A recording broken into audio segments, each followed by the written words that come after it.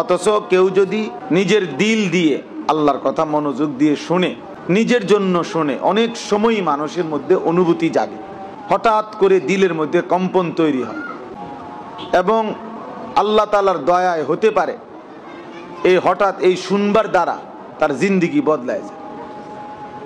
অনেক কাহিনী আছে এই পৃথিবীতে, যে অসংখ্য অগণিত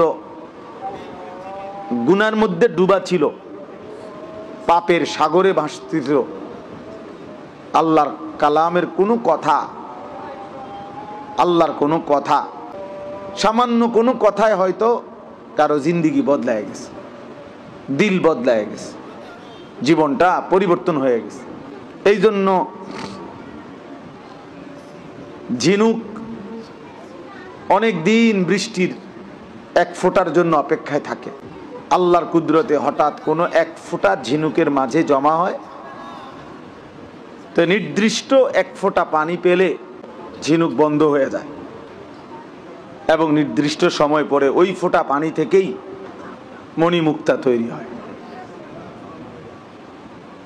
এই জন্য আল্লাহ তাআলার দয়ায় বান্দা অনেক সময় সামান্য কথায়, অল্প কথায় গুনাহ ছেড়ে দেয়, জিন্দেগি বদলায় ফেলে।